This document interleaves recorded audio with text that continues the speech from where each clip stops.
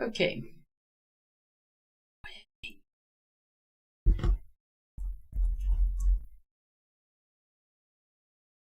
Still not. Yes. Hi, everybody. Oh, welcome to the Golden Quill Month halfway celebration. One moment, I need to send some information to someone, but in the meantime, my name is Ilse. I am a magic wielding dragon companion and creator of worlds. And today I am going to look at ceremonies in your world, and I will do 2 creative sessions.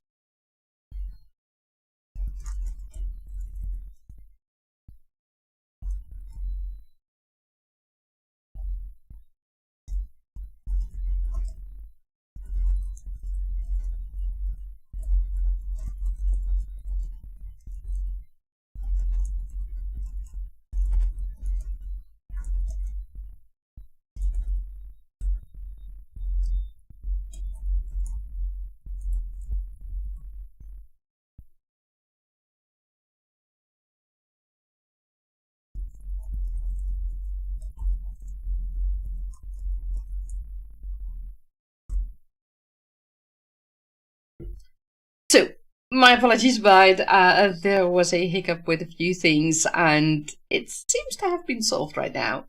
So, ceremonies in your world. Why are ceremonies important? Well, I feel that ceremonies show what kind of bond there is in a community, be it a family or um, a small neighborhood or your hometown or your country for that matter. So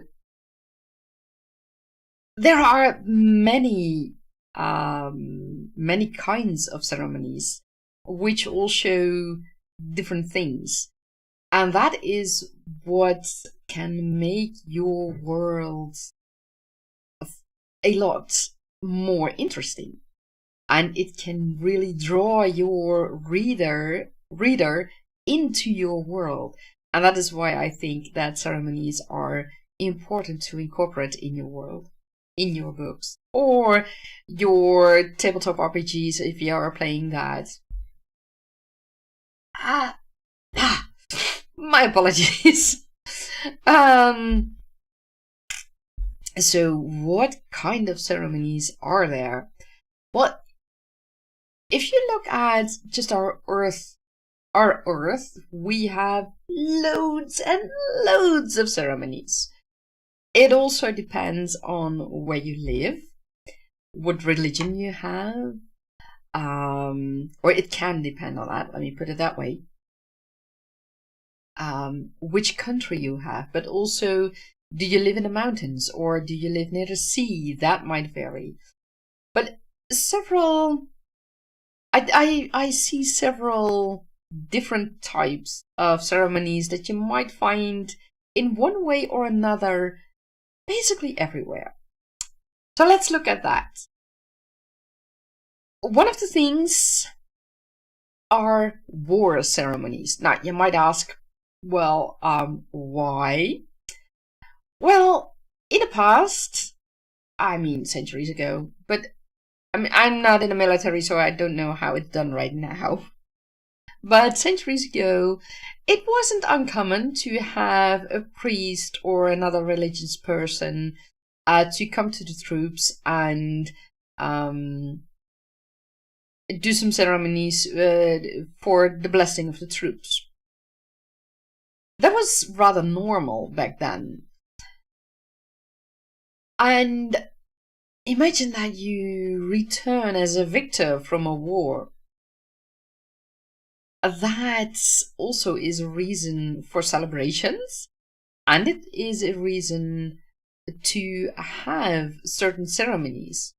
Think of people who are rewarded for what they've done in the war, for achievements they have accomplished, and more things like that.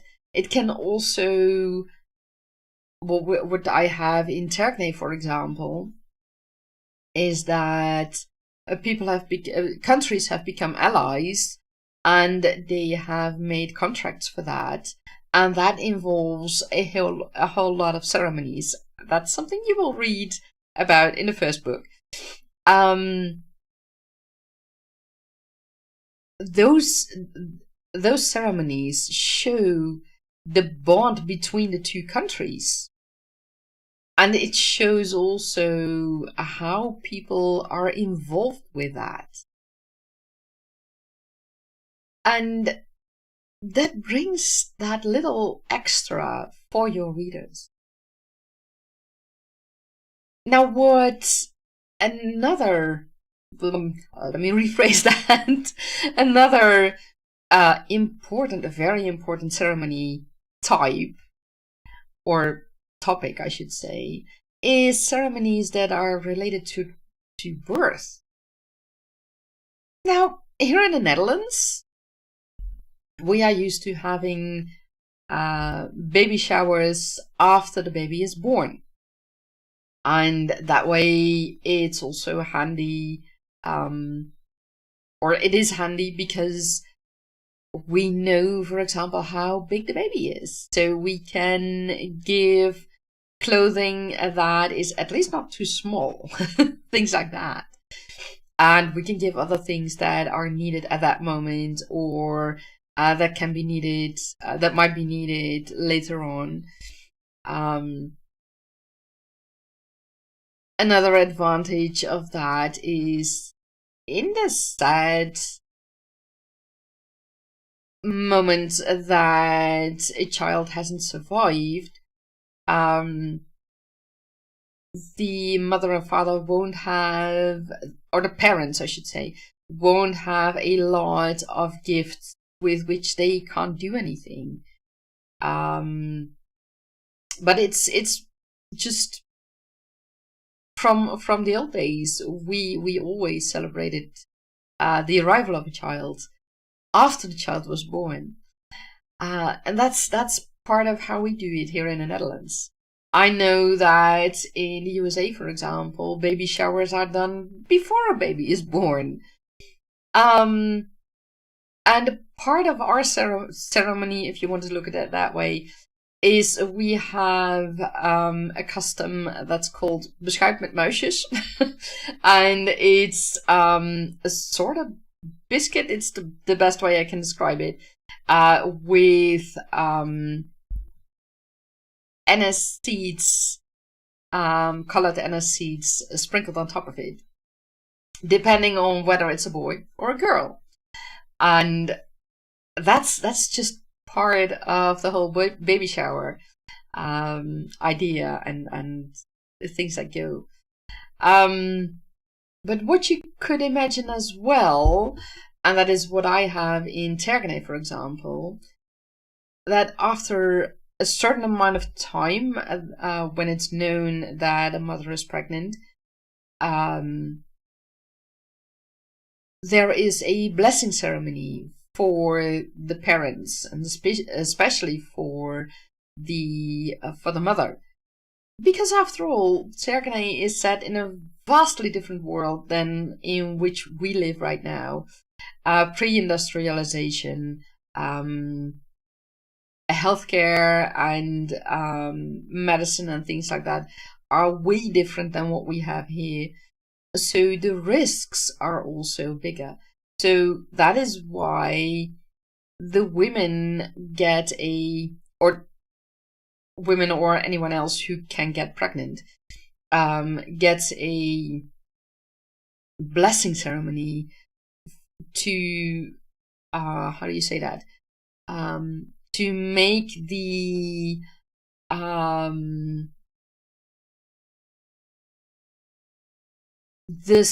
pregnancy go smoothly. So that's one part of it. Another thing that I have in Ceremonies is that naming ceremonies, for example, are done 2 months. The first is done 2 months after the baby has been born, and that's related to the numbers. Number 2, 4, and 2, 4, and 8 are very important in Terne. So 2 months after the baby has been born, the baby will get their official name, and 4 months after the baby has been born, the baby will get their nickname. And those have 2 different ceremonies. And after the first 2 months, well, that coincides oftentimes with the name-giving ceremony, it is celebrated that the baby is now 2 months old. So those are also certain ceremonies that I have included in Terne to celebrate the life, to celebrate the birth of a child and the life of a child. I think it's important to celebrate. Life is important to celebrate. And that is why I think these and any ceremonies surrounding birth are very important to have in your world, even if it's just your character hearing about it while they are walking down the street, or being a witness of it, or seeing someone buying a gift for a baby shower, for example. So those are very interesting things that your character might encounter, and that gives your reader that much more immersion in your story and in your world. Yeah, so that's about that's all about birth ceremonies. And let me check, because I found a lot of things. Now there are also ceremonies on how to take someone into your family. Let me just put on some light, because apparently, yeah, I think that's better. So taking someone into your family, well, of course you have children that are born and they become automatically part of your family. We just talked about that, about ceremonies for the birth of children. But there are other ways how people can become part of your family. One is, of course, weddings, but we'll look at that with community ceremonies. I will talk about that in a little bit. But think about adoption of children. That is also very important. And especially if you are writing in a completely different world, adoption might not be a normal thing in your world. It might be that orphaned children will just go to an orphanage and will never be adopted by anyone. That might be normal in your world. So if at some point, for some reason, someone decides to actually adopt a child, that sets a precedent, or it sets an example. And if they really wanted to be an example, they would maybe have certain ceremonies to show how that can be done. That's that's important to look at. Now, there's also another type, but I'll go into that later. Hi, Dirk. Dirk, you say in your world. Oh wait, let me highlight that for the other people. You say in your world that is a completely different concept. All kids are children of the tribe. That's interesting. let me get back to that in a little bit when I talk about communities, because I have some questions that could be very interesting. It's I like that concept. We'll talk about it in a little bit. There's one other. My apologies. One other thing that might be different in your world. And with that, I am inspired by a series I saw, a Chinese series. And that's specifically for illegitimate children. Now, there can be all kinds of reasons why a child is illegitimate. In this case, it was specifically because you have the father has several concubines, but also used or had intercourse with a maid. It was dependable. It was debatable if that was all to his knowledge, because apparently he was drugged or something. But a child came out of that, so it was an illegitimate child. But at some point, this illegitimate child grew up to be a man, and he was very educated. He was self-taught, and he was very well educated. And he wanted to take a special exam. But to be able to take that exam, he needed to have a certain status. And hi, Shannon! Oh, thank you so much for liking. That's awesome. And for those who don't know Shannon, please check out her channel. Let me see if this is going to work, Shannon. Let's see. This should work. Yes! Yes, it works. Perfect. Shannon is another fantasy author, and I've been following her for quite a while, and I love her. So be sure to check out her channel as well. And Dirk, I don't have your address at hand. If you could paste it in without the if you could just try to paste it in, I'll see if I can get it, or maybe I can get it in another way. Let me see.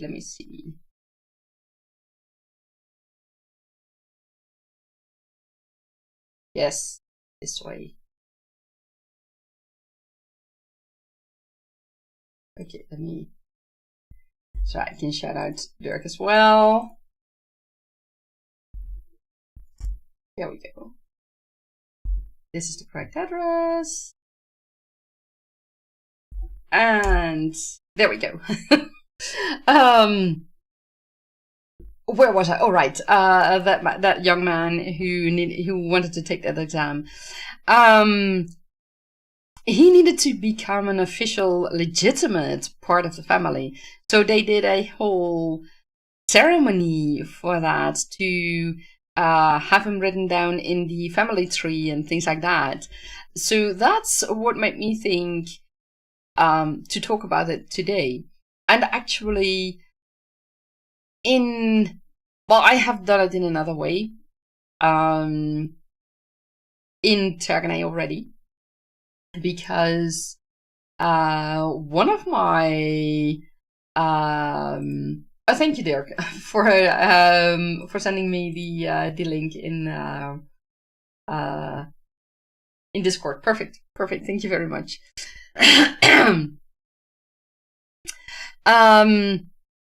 In Terganay, I have one character, Najat. And he comes from a different kingdom together with his mother. By the time that the main series starts, he's already years in Dragon City with his mother. But his mother eventually marries the king of Dragon City, and the king then adopts Najat. So that was an important moment. He wasn't part of the family yet. But it was important to make him part of the family. So there are different reasons to do that. But despite there being way different reasons, there are, or let me rephrase that. I feel it's important to have good and proper ceremonies to let your characters show, or to let your readers show that the characters are taken into the family and into that community, that it is shown to the community how their role has changed, and how people should address them now, for example. It might change how they can dress. It might change what allowances they get. It might change what food they can get, what lodgings they can get, things like that. So having such a ceremony in your world can be a very interesting to show your readers, and to help them get more immersed in your world through that aspect. Now, there's another part that goes directly also to your characters, and that is, and now we're getting back to Dirk's idea, being taken into the community. Now, that's something that will play in Tergane as well. You will see that very actively in the first book.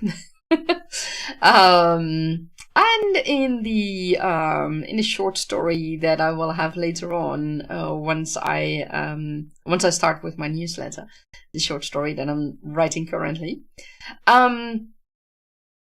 There are many ways people can be taken into the community. One probably obvious way is the baptism of a child. That's a religious community that the child gets taken into at that moment. But not only as a child, but for example, adults who change their religion or who didn't have a religion yet and have chosen their religion, they can be baptized as well. And think of I can't remember her name at the moment, but in Wheel of Time, there is the moment when I can't find the name right now, but one of the women is taken into the community of the wise women, and through the water and such. That's also a ceremony, albeit maybe not in something that you are used to, but it is a ceremony nonetheless. Of course, there are funerals, weddings, but also think of citizenships. Now, you might not call it that way in your world, but people can become part of another country or another city in your world. And rites of passages, of course. Now, Dirk, you talked about the children, where the children in your world, they automatically become part of the tribe. Now, I'm very interested in that. How does that work? How are they? How shall I say that? Is that done just shortly after birth? Do they have to go through things? Do their parents have to go through certain rites of passages, things like that? And also, who are ultimately responsible for those kids if they are considered to be children of the tribe? Is it that everyone is responsible for the kids, or do they eventually answer to two people, or only their family, or things like that? So yeah, I'm very interested to hear about that. Yeah, so um yeah. I needed to check what else I had put up. So like I said, funerals, weddings, we all know that, but how is that done? Do you have a Viking funeral where people are put on a raft with wood, and they are put on top of it, and it is a raft, I say, a ship, and the ship is set on fire once they are far enough from the coast? Um, are people encased in a tomb, for example, or in a mausoleum? Um, are they I don't know, thinking about the Egyptians, are they put in those sarcophagus? um, that's another way again to deal with the dead, but it also has very they all have very specific ceremonies to go with that. If you think about Game of Thrones, for example, where the deceased get those stones with the eyes placed on their actual eyes, to be able to see in the afterlife. Are people, for example, if you have a king or an emperor or whatever, are the people around them buried with them? Yes, that was something in the past. Specifically, I think in Asia. I don't think it was done here in Europe, but I'm not 100% sure. Those are all things to think about. And what kind of ceremonies does it include? What does it mean to the people around them? And how do the people themselves deal with that? Dirk, you say it's different mindset altogether. The tribe educates all children. There can be pairs of parents, single parents. Every variant is the same. There are ceremonies for life stages of the kids. Interesting. It's I always find it interesting to hear and fun to hear how other authors deal with that and how they incorporate it in their world and in their stories.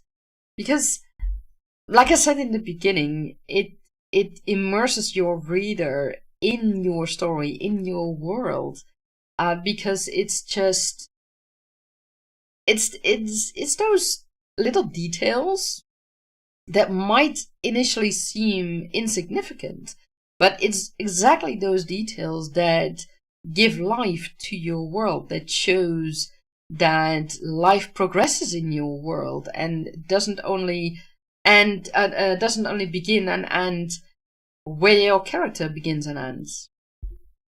And Dirk, you say, also for the ones lost, how are they remembered? Exactly, yeah. That's what I have in Tergene. I have specifically for children who are stillborn or died as a child very soon.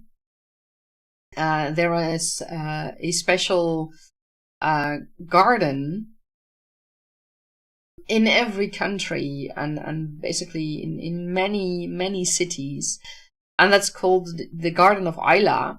And Ayla is the deity of life, and the children are brought there, and they are either they are buried there, or their ashes are distributed there. The people can choose that themselves to bring the child back into the fold of Ayla, and with that bring them back into how they are maybe reincarnated.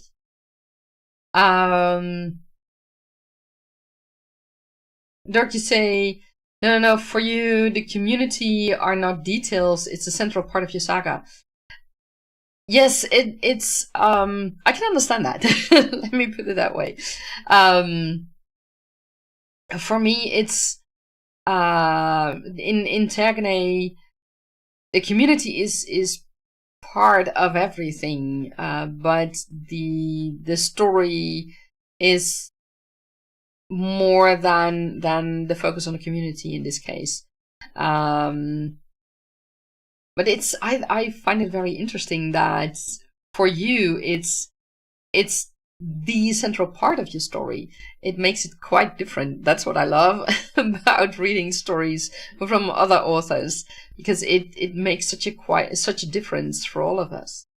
And you learn so much when doing this, and it's and when reading this, I mean, and that's not just for us authors, but also for all other readers. I mean, we're all readers here. You can learn about other communities, about other countries, perhaps, depending on which book you are reading. And it widens your horizon. It widens your way of thinking. At least that does it for me. Let me put it that way. Oh, Shannon, before I forget, I think you might have missed that in the beginning. I don't know. But you asked a few times how you can pronounce my name. Well, my name is Ilse.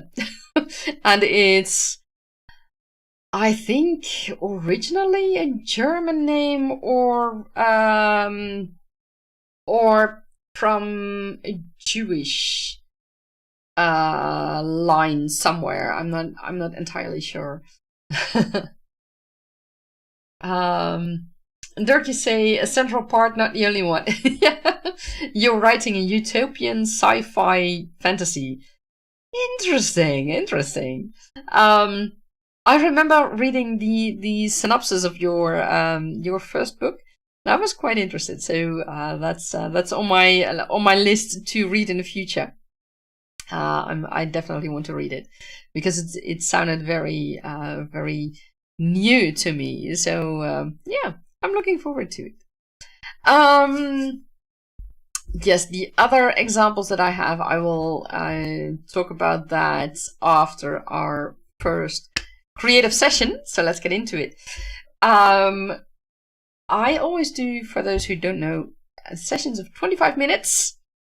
And after that, we will see how everything went for everybody. So let's get into... Oh, Dirk, you say Ilse is not the short form of Isabella. No, it's, from what I understand, it's somehow related to Elizabeth. No idea how. That's what I got. I don't know. Somehow it's related to that, and apparently that's again related to something in Jewish or something. I have no idea. But yeah, it's I think somehow originating from Germany, Jewish. I don't know, somewhere there. But no, it's not from Isabella, as far as I know. No. And you say phonetically speaking, you can see that. Yeah, maybe a little bit, but yeah, I don't know. It's the first time I've heard people making that connection, Ilse and Isabella. No, that's really the first time. But yeah, it's an interesting connection. So let's get into our first creative session of today. Let's see if everything still goes all right. Yes, it seems it does. Perfect. And then I need to reopen something. No, not that one. Earlier on, I had some problems with the setup of my streams and things. Things didn't work out as I had planned, but it seems to be properly working right now. So, oh wait, no, hold it. It's not properly working because the timer is gone. Of course. And you think, okay, I've got everything. And now the timer is gone. Why is the timer gone? Let me... No, oh, that's not helping.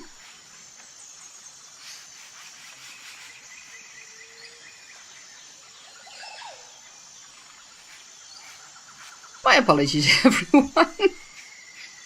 This is just so...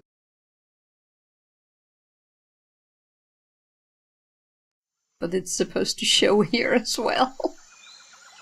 But it's not showing. It's not showing, and I don't know why. It should show.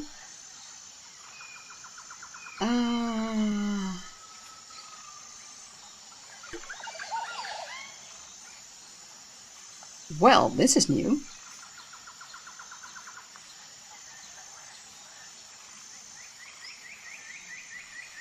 This is so weird. It's just utterly gone. Okay, well, I'm gonna set the timer.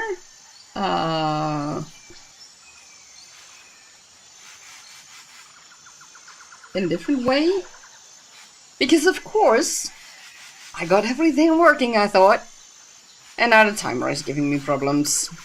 Of course. So I'm going to do this in a different way. I'm gonna use the good old Windows alarm.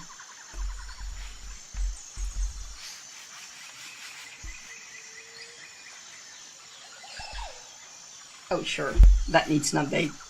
I'm sorry guys, I'm really sorry. And I thought everything was working perfectly, and then it wasn't. So yeah, this is... There are times when you just want to... I don't know. Okay, let's set it up. It's been quite a while since I worked with this one. Okay, so hopefully you guys will hear it. I'll probably need to put up my sound a bit louder. So,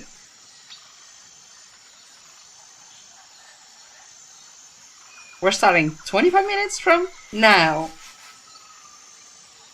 And I wish you all a lot of fun writing or whatever creative session you want to do.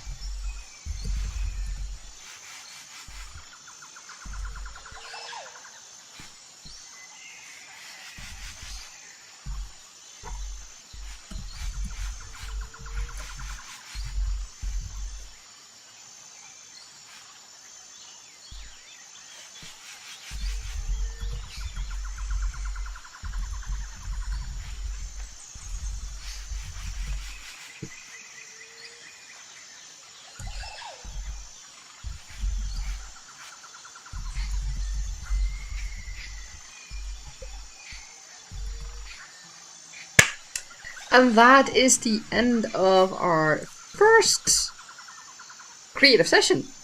So apparently my timer does not make sound at the moment. It's going great this stream. But you know what? It's all going. It's all well. Dorky say you got to drop. You have to make breakfast, and yay for a global community. Excellent, excellent. So how did it go for you all? I made a real start of my short story. By the way, I learned a new thing this week. I had no idea, or rather last week.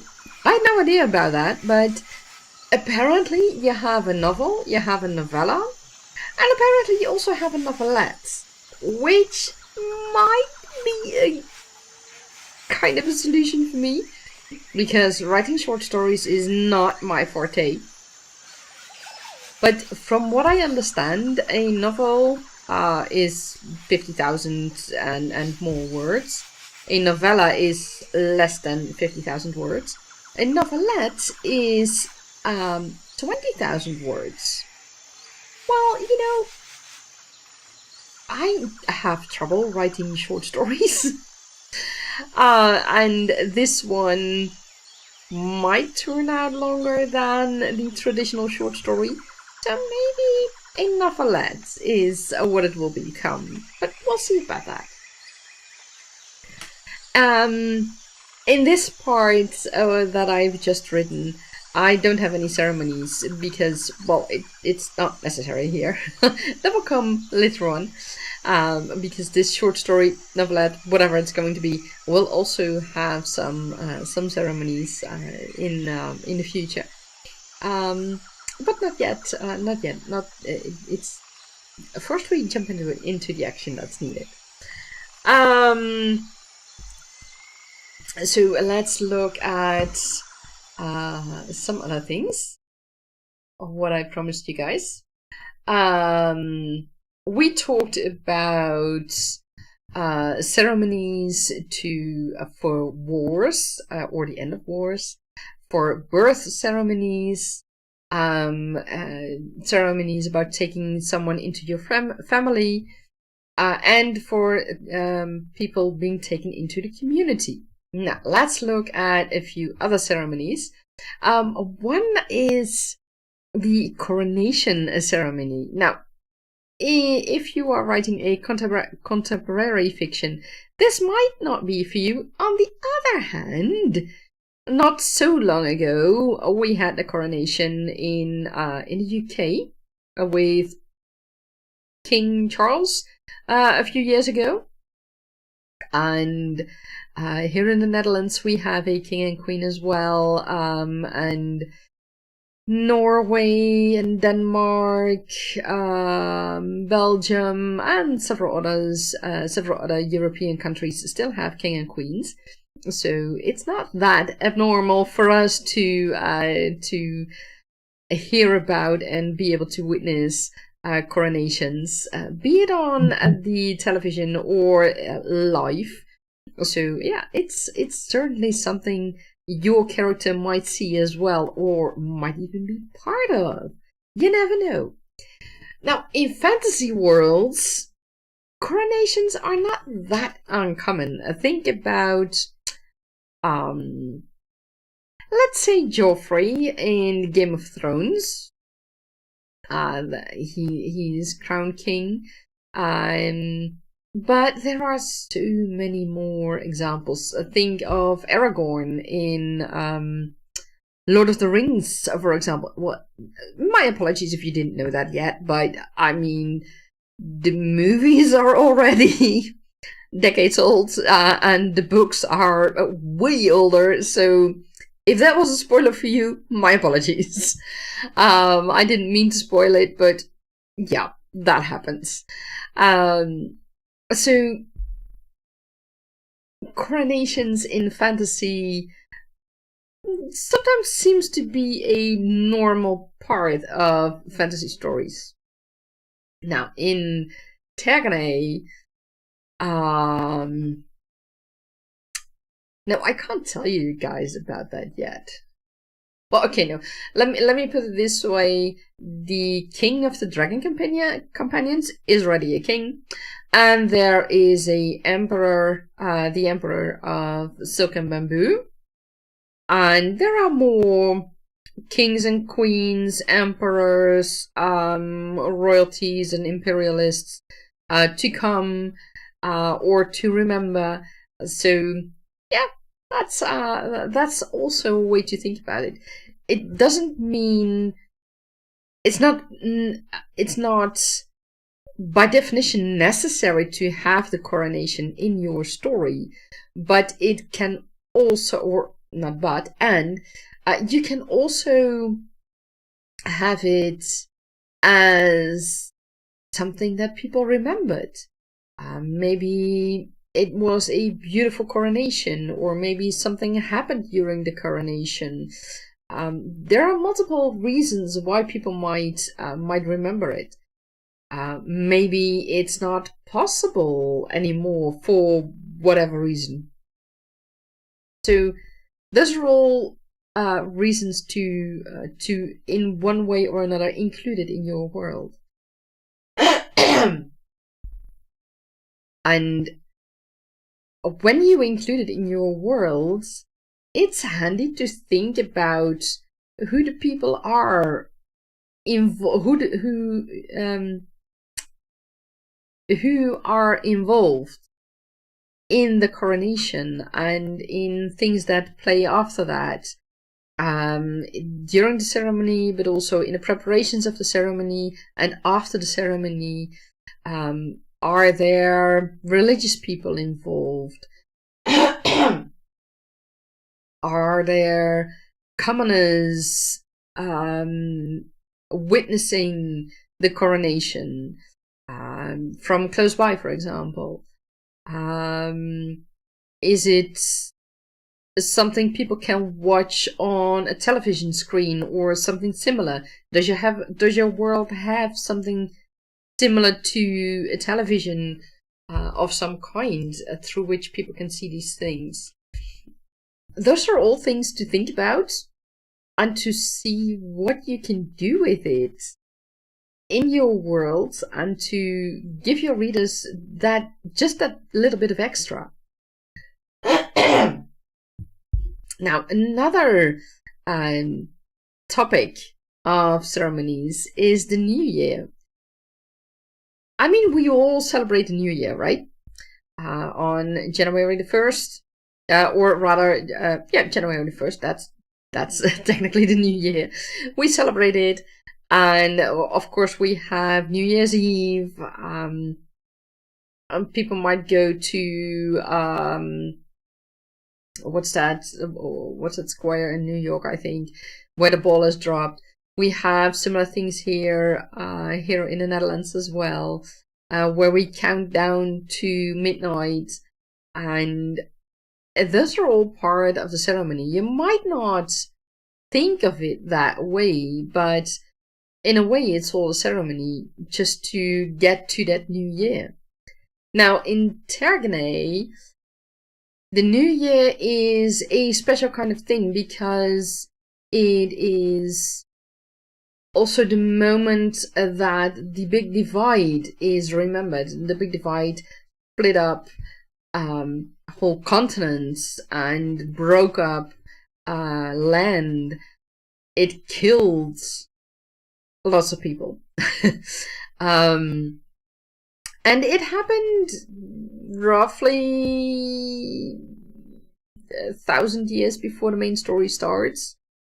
So the event itself is not something that people will actively remember, but everything that's been built up afterwards has become around that moment, has become part of the ceremonies.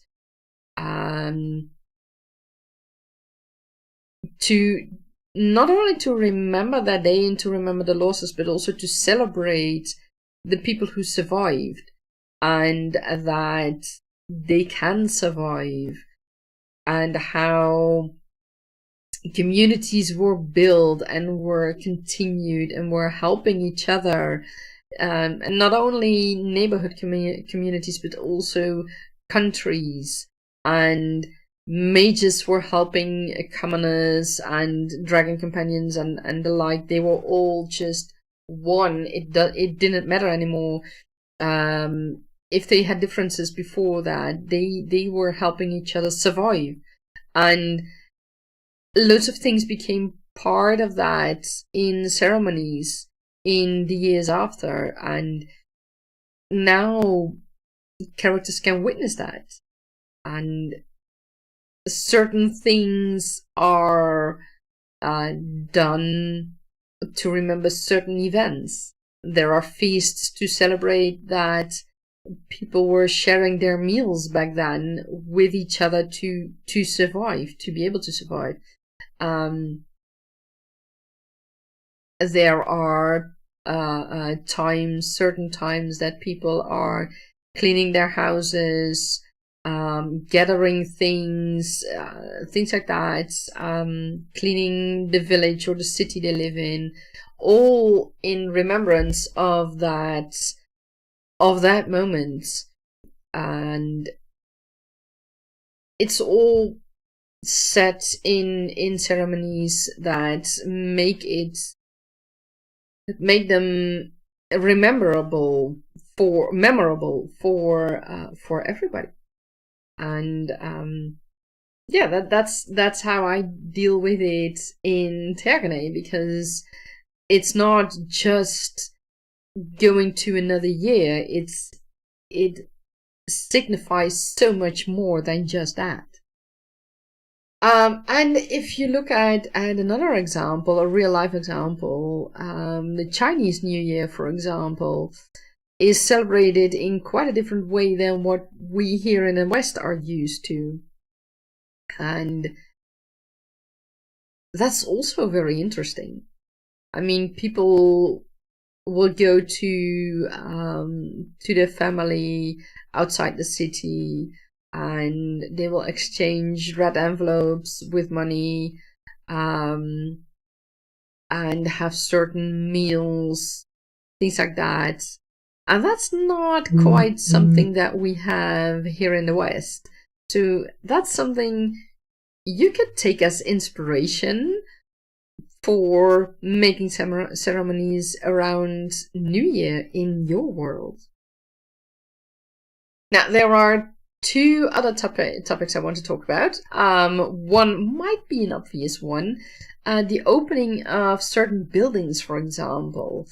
If I'm going back to the fantasy world again, if a temple has been built, you could have a ceremony to celebrate the finishing of that temple, and to have a certain celebration in the temple where people where royals and such are in the temple, but also common people might be there to celebrate that. And it might have certain strict rituals that are part of that ceremony to celebrate the opening of the temple and the finishing of that temple. Maybe it's a temple for, I don't know, the deity of war. We talked about war. But it might also be for the deity of life. It might be a huge temple where thousands of people might come, but it might also be just a small temple that's just for the neighborhood or just for the village. But those are all reasons to celebrate the finish of that building. Think about the cathedrals, for example, in the UK, but also here in Europe. When those were finished, it was a celebration that those were finished. I mean, whole communities came together to make the build of those cathedrals possible. not only in the labor, but also people providing the money, people providing the materials, etc., to make that cathedral possible. And that's reason to celebrate, or that could be reason to celebrate. It could also be a reason not to celebrate, but in that case, you wouldn't have ceremonies for that. And there is one type of ceremonies that I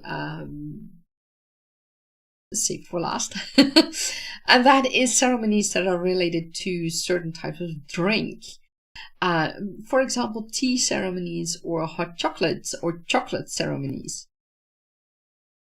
It is its own, those are its own kind of ceremonies. It's not, it might not be a big ceremony for a large community, but it can, for example, be a small ceremony done in a special tea house, for example, where the waiter will make the tea in a certain way, and there is a small group of customers who will receive that tea, but also who will be part of that ceremony by receiving the tea in a certain way, but also by contributing, by saying certain spells or saying certain religious texts, or a simple thing like may this tea be blessed or something like that. That can all be part of that ceremony, and that's the fun part. You don't need to have a big, grand ceremony for all the village or all the city to see. It can be just a small thing that is just for this small group of people, or for a family, like what we talked about earlier with that son, that illegitimate son who was taken into the family and became a legitimate son. And those are all things that are still very important to the people, and that can be important to your characters, even if they will only watch it or witness it. But it also shows a depth in your world building that will draw your readers in, and that will immerse them in your world, instead of that it stays at a superficial level. And that is why I think it's important to include several ceremonies in one way or another in your world, if only that your characters watch it or see something related to that ceremony. So yeah, that's what I wanted to talk about regarding ceremonies. And I don't know, do you guys have any questions or your own ideas for ceremonies and how to include them in your world? And what is important in your world that people have made ceremonies for it? Are those specific events or specific things or whatever? Like the hot chocolates is, for example, something from, if I'm correct, the Mayans. And they had specific ceremonies for that. It wasn't something that you would drink every day. It was with specific religious ceremonies and royal ceremonies and things like that. So it can be all kinds of things. Don't let that stop you. Just think about what it means for your world, what it can mean for your characters, and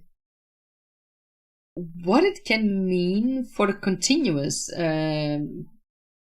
of your world, for the continuity of your world, because that's also very important. So, with that said, and with ceremonies for now covered, I'm going to go to our second creative session of today. And we are going to be creative for 25 minutes again. And I wish you a lot of fun with it. So let's see.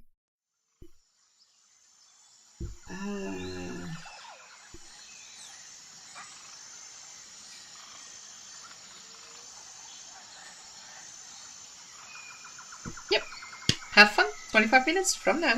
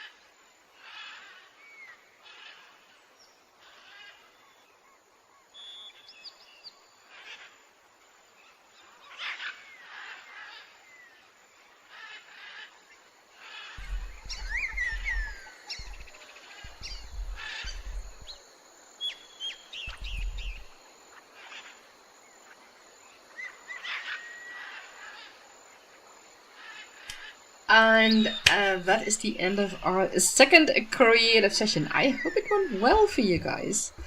I have to say, I got some more insight, and that is always good. I'm not quite sure on how to include some of the world building details, but I'll look at that later on.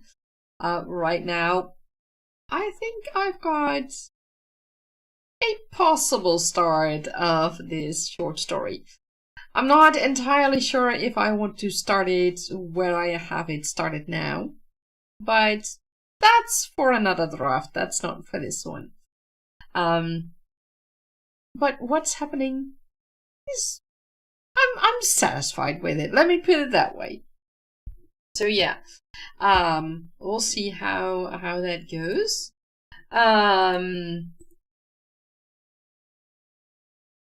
Hey Dirk, yes, I'm still on. I just ended the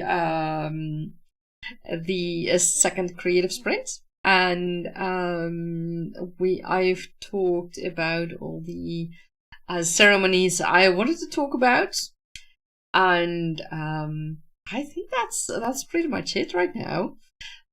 Because I noticed that I'm starting to get trouble with words. I should put it that way. It was a very good weekend, but also an exhausting weekend for me, and that is still an issue sometimes. But like I said, yeah, with this second creative session, I'm satisfied. I hope I give you all some ideas on what to work for with ceremonies in your world. And let us know how that goes in your story. Let us know in the comments below when you're watching this later on. Or join the Discord. Let me put that link again in the chat.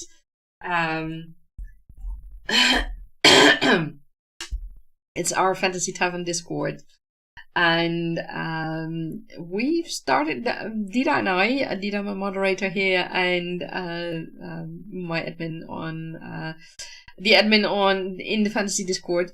We started the Fantasy Tavern a few years ago when we couldn't have the Camp NaNoWriMo anymore, and we wanted a place where we could still get together with other authors to just keep on encouraging each other helping each other, be sparring partners for each other, to help each other move along on that way, on that author journey. And that is what we're all about. Now, I think I covered most of or all of the ceremonies I wanted to talk about. If you still have, or I should say, if you have any additional ceremonies, let me know, because I'd love to hear about it. And if you have incorporated some of these ceremonies in your story, let us know about it. I'm very curious to see what you did with it. So yeah, Dirk, how are children being brought into the tribe? I assume that once they are born, they are automatically a part of the tribe. But is that also, for example, for children who are lost or who come with their family from another tribe or another village or something? And Dirk, you said you've got a number of ceremonies. I'd love to hear about them. That's it's also it's always fun to hear how other authors do things and what you take from real life examples, for example, or from other literature, to see how you can make it your own, because that is really important. If you decide to use a ceremony that we have here on Earth, or that you've read about in some fantasy story, or in a game, for example, or a movie or a television story, any kind of medium, and you think it is a wonderful ceremony, and you'd like to use it in your story, make sure you really make it your own. Make sure that it fits your world, because that ceremony from whichever movie you saw might not fit at all in your world, because your world has other characteristics than the world of that movie or from the book. So think about that. Dirk, you say there are multiple stages on how kids get welcomed into the tribe. Ooh, that's interesting. Is that dependent, for example, on ages? That's you're saying yes, everyone is welcome, unless they are cast out of the community, and the community is global. Oh, okay. So and the community is global, you say. So what happens when they are cast out? Where do they go? You say the stages are based on age. Okay, yeah, understandable. Yeah, I have that in a way in Tergane as well, but there it is more they become part of, for example, the mages or the dragon companions or other professions, and that is related to age, but also to experience and to the capabilities they have, the skills they have, and how strong these skills are, things like that. But yeah, there are certain key ages that are important in the development. And about those cast outs, you say they lose all support, they have to fend for themselves with no access to any supplies. That's interesting. So are they really also cast out of the village or city, whatever your community is? Or does it mean they have to go live in the wild? Is that what am I correct with that assumption? It's it's intriguing.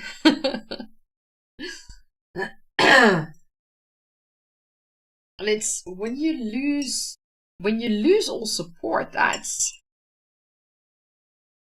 quite hard. And does the community have a, how shall I say that,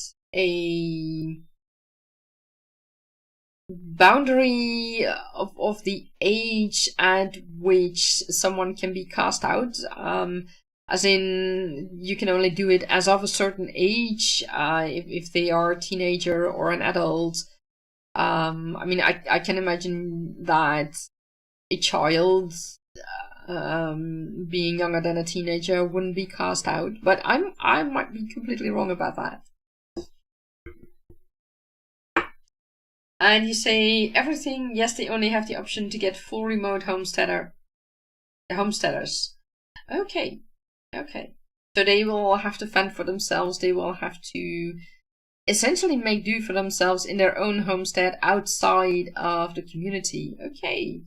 So that means, does that mean that they also have to build that homestead?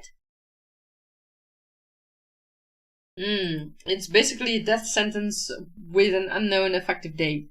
I can imagine that, yeah. Of course, I can also imagine there are the exceptions to that rule, because some people will thrive in those kind of situations where they have to fend for themselves and where they are challenged to survive that way. Some people can thrive on that. Others, most people will, especially if they have to live on their own, they will they might go have mental problems, and that might really be a problem. And you say, yes, they have what they have on their person. Got it. Okay. And is it only one person who will be casted out, or is, for example, also possible that a whole family or a family, small or large, can be cast out? You say for a time, yes. The moment something happens, the community is necessary. Yes, indeed. Yeah, you see that. I mean, how should I say that? There are people who can, for the most part, really go without a community, because they are just loners. They are introverts who don't want to deal with people. And I'm saying that as an introvert myself. I mean, there are times when it's just, how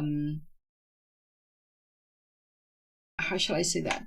When it's comfortable not to be in continuous contact with all kinds of people and to just be on your own for a while. That's also a sort of comfort for introvert people. And you say getting cast out is an individual sentence. Okay. If all members of a family get individually cast out, then yes. Okay, I understand. So for a family to be cast out, that would mean that, I imagine, that the whole family would have done a terrible thing to be cast out. Okay. So that would be do you happen to have an example of how that would happen? And what is the ceremony, for example, for casting someone out? What do the people do? What do the people say? Things like that.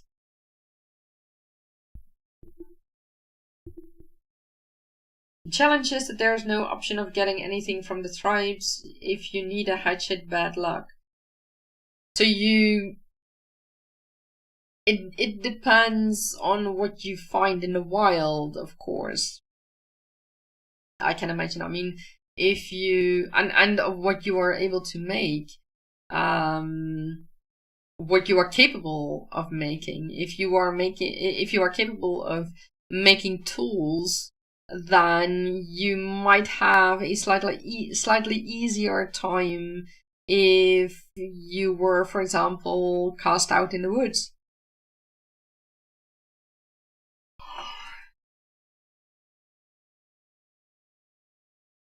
You say you can't get anything made by others. You are on your own in the environment. Okay, understandable. Yeah. So as long as you make it yourself, or are capable of making it yourself, you might be able to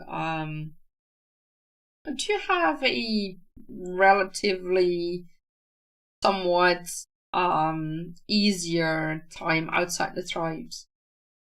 I can imagine, at least. If you are making, for example, if you are good at making tools, for example. Yeah. And how would the tribes deal, for example, with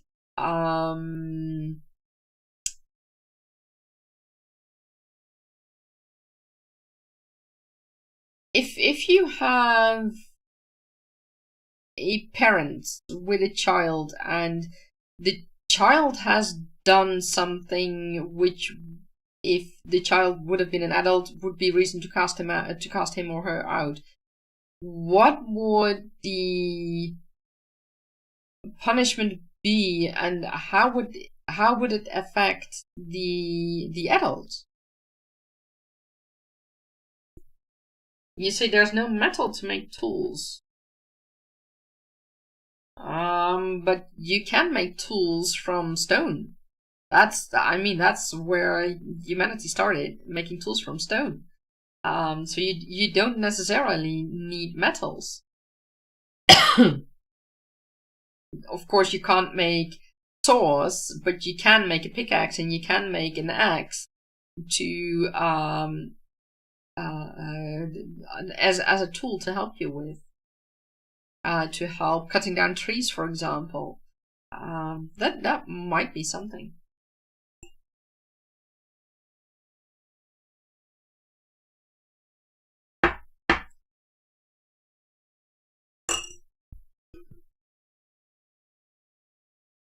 Yeah, I understand. In the wild, okay. Oh, so wait. So in the wild, there are also no veins with iron ore or things like that, or other other metals or other kinds of ore that might be usable in tool making. Do I understand that correctly?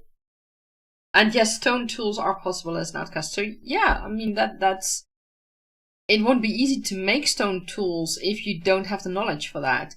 But if you have a little bit of knowledge, or at least understand what a stone axe looks like, then you might be able to make that and at least build a little something for yourself to survive in. It won't be easy, but you could make that, depending on, of course, where you live. Is it what is your world? What is your world like? Is it mostly forest, or a tropical area, or a tundra, or things like that, or a combination? Because of course that depends. If you are cast out into a desert, you will have a horrendous time and you won't survive long. But if you are cast out in a tropical situation, for example, you might find fruit and other things that will help you survive more easily. At least I can imagine. Let me put it that way. You say there are ores, but how would you smelt them if you don't have the equipment unless you gilt it? Well, I guess you would go. You would, like I said, you would have to have knowledge of how certain things are made. But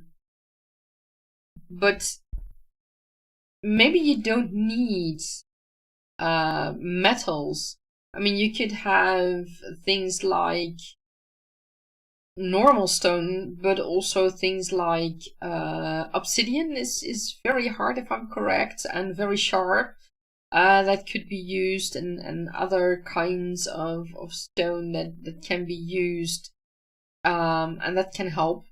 You don't always need metal to be able to do a lot. And if you were, for example, I mean, you can have stone spears, and with that, hunt down animals. If you are able to dig up worms and you are able to make a rope from hemp, and you have a twig, you can make a fishing rod, and you can fish for well, fish. You might find other animals that could be helpful in another way. So yeah, there are multiple ways in which you can have tools without having to use ore. I think it yeah. You see, your world, it goes from Arctic ice to deserts, tropical and moderate forests and mountains. That's interesting because that means that you have such a wide range of possible environments where someone could end up after being cast out. Do they also travel through those areas and how shall I say that? When they are cast out, how are they being made recognized by others when they arrive in another village or town or whatever? How do the other people know that this person has been cast out? What is there something during the ceremony that they do to this person to make them recognizable that way? You say correct, the challenge becomes time. How much time can you devote to find resources, and how much time do you need to survive? Yeah, exactly. And you say you're making sure your world is physically realistic, the distance and travel times are properly calculated. Excellent. Excellent. I love to hear that. That's it's especially in fantasy books, but just in all the books. I mean, in contemporary fiction that is based on real world examples, you can just check how long it takes for someone to, I don't know, for example, to go from Amsterdam to Maastricht here in the Netherlands. You can check how long it takes by car and by train, but also you could calculate how long it takes by bike and when you go for a walk. If you're if you're walking that distance, yeah, that's gonna take a long while. But for example, if you go by train, if I go by train from my hometown, from my old hometown to somewhere in the north, it will take a couple of hours. If I'm correct, it took me 3 hours. Yeah, about that. So that's quite a long time. And if I would go by car, it will take about 2 hours. I mean, it's nothing compared to the United States, but it takes quite a while to travel.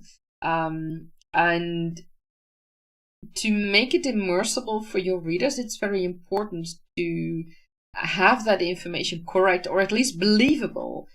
I mean, I remember I saw the last season, I think, of Game of Thrones, or the episode before the last season, when that one guy returned, and I was like, by running from beyond the wall back to within the wall, and I was like, that's not possible what you're doing. This is not possible. You can't do it like that. Not that fast. That it doesn't work like that.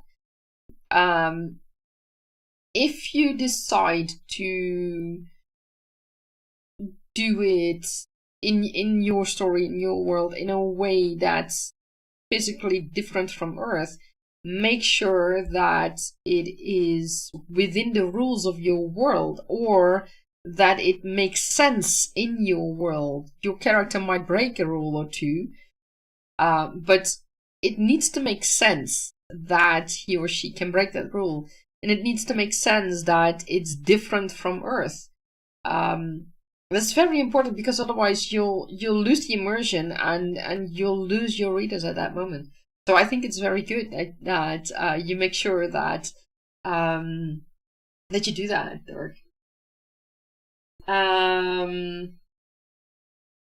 About making them recognizable, that will be revealed in an upcoming book. No spoilers. Interesting, interesting.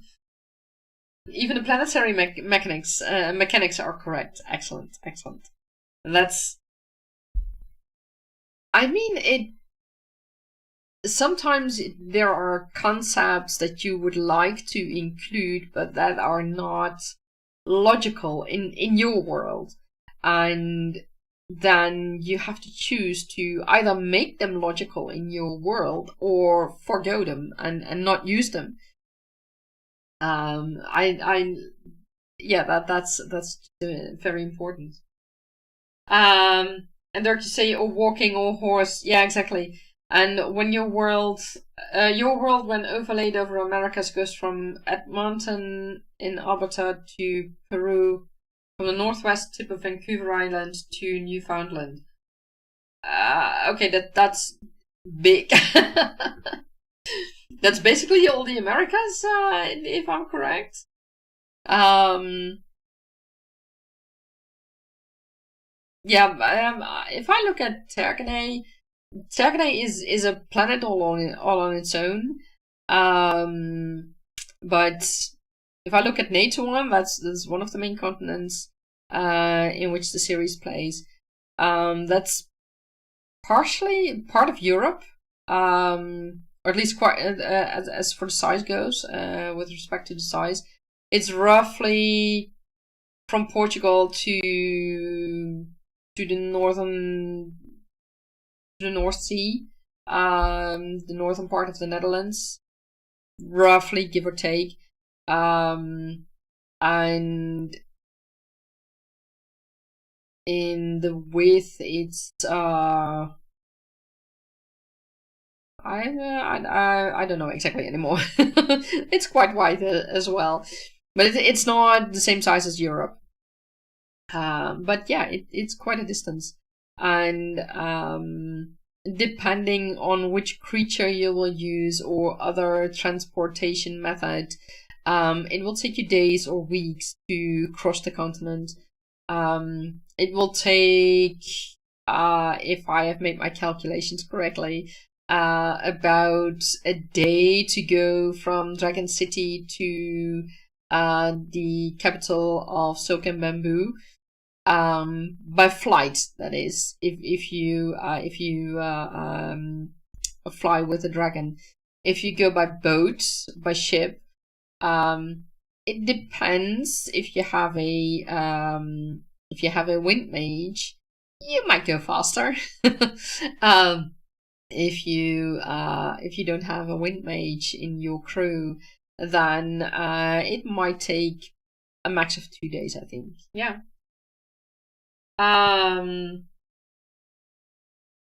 they're to say, or make them similar to Earth, about double the size of the USA, and you should do an overlay over Europe. Yeah, it would be interesting to see. Europe or Asia. Yeah, it's fun. It's fun to compare your world with real life situations, and it's also, it makes it a bit recognizable for people. And that is very important. People have to be able to immerse themselves, and not at the same time not how do I say that? I don't know it anymore. I'm lost. My apologies. People have to be able to immerse themselves properly, and that's our challenge as authors. We have to make sure that our world building is done in such a way that immersion is logical, and that readers learn it along with their characters. And it's we have to make sure, especially if you are writing a high fantasy story, you have to make sure that you don't draw your reader out of the immersion with modern things, with modern slang, for example. That wouldn't be logical to have in a high fantasy story unless it's explicitly part of your high fantasy world. And that is something that you need to keep in mind, because the moment you start using very modern language in a high fantasy world where, for example, you have elves, or I don't know, just any, it wouldn't be believable for your readers. And like you say, it makes it graspable. It is important to not be something. Exactly. Your world needs authenticity, and it needs to be its own. And your characters and the stories and everything that lives in that world needs to be really from that world, and not something that you can place anywhere. Because in the latter case, then it doesn't matter. Then why would you make a high fantasy world if you can essentially place your characters and your creatures everywhere? Don't you say it's a balancing act? How much invented basics that are just assumed by readers to reinvent, or just leave and focus on what the world is? Exactly. To quote Brandon Sanderson, well, paraphrase him. You need to make the world believable, and you can do that by building out one or a few things really deeply, and then your readers will believe that you have worked out everything like that, and it will really become immersible. Of course, there's the balance you need to find, but yeah, it's you don't need to invent everything, but a few things here and there is not a bad thing.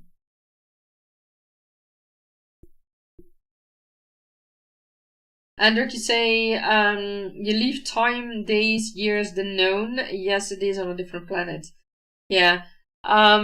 I have adjusted the times, but I have also made that part of the world a logical part of what happened in the past. For example, I have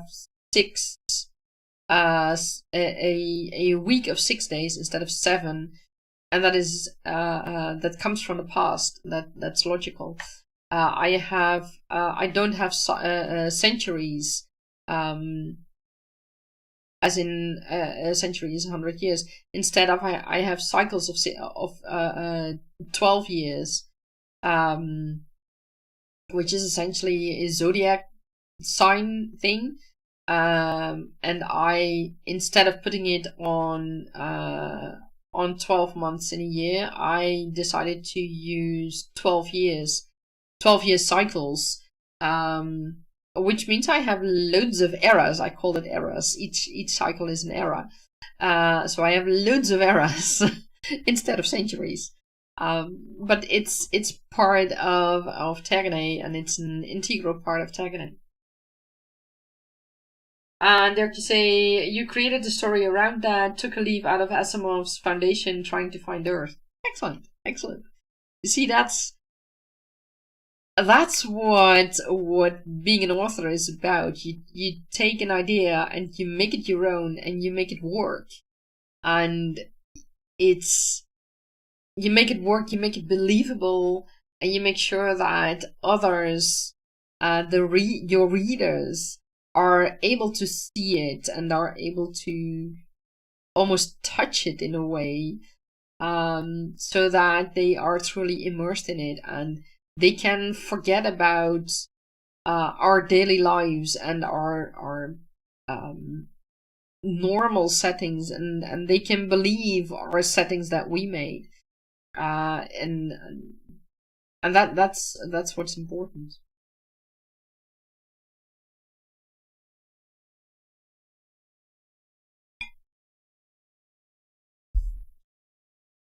Well, guys, it was fun chatting with you all, but I'm starting to notice that I'm really finding it harder and harder to find words.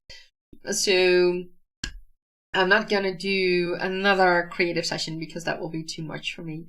It was a lot of fun meeting you all and having you here.